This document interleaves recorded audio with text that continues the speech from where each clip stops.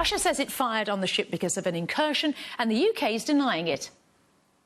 I would say it's not confusing. I would say it's bizarre. The Russians have given very precise details of what happened. That shots were fired and that 4 bombs were dropped by an aircraft flying over ahead of the ship. He also, the BBC correspondent on board has said shots were fired, but also said a warning was given, very clear warning, which he overheard from the Russian Coast Guard, that if the ship proceeded the way it was, it would open fire. And yet the British are denying this took place. The Royal Navy and the Ministry of Defence said this did not happen. I think the question has to be, what was HMS Defender up to? Because the Royal Navy says it peeled away on a mission of its own. It peeled away from NATO exercises taking place in the Mediterranean to go into the Black Sea.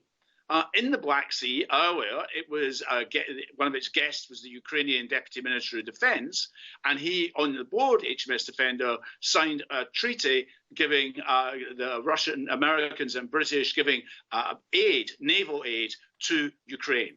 And now it seems to be sailing to Georgia. So it's making a tour of different trouble spots in the Black Sea.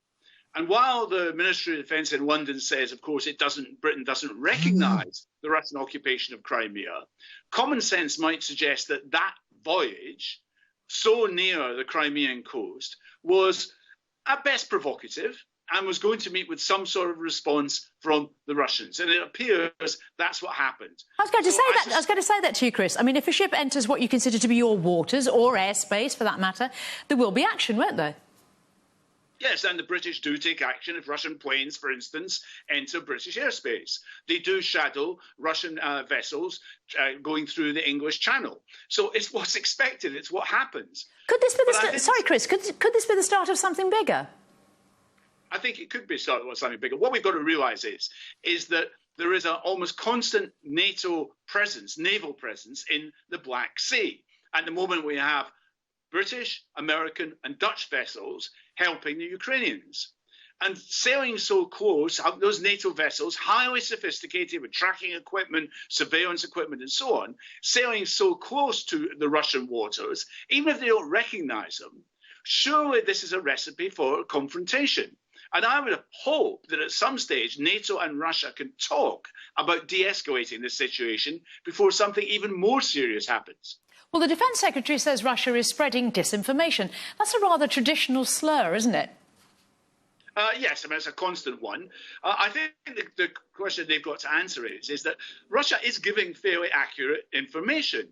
What was HMS Defender doing here? What was this mission that it was sent on, peeling off from these NATO exercises?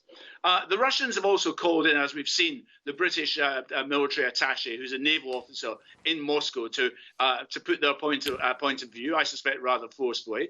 What was the result? What was the British answer to that?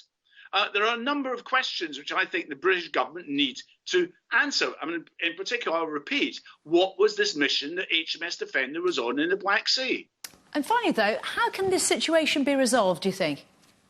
Well, I think it has to be resolved between talks between NATO and Russia, but I'm not holding my breath on that, given the kind of Cold War which is developing between the United States, Britain and Russia. And given the commitment of the British, the Americans and others are giving to the Ukrainians in that conflict, it would seem to me we should stand aside from that conflict, encourage a solution, a peaceful solution. But as I said, NATO should talk directly to Russia about de-escalating the situation which is developing in the Black Sea.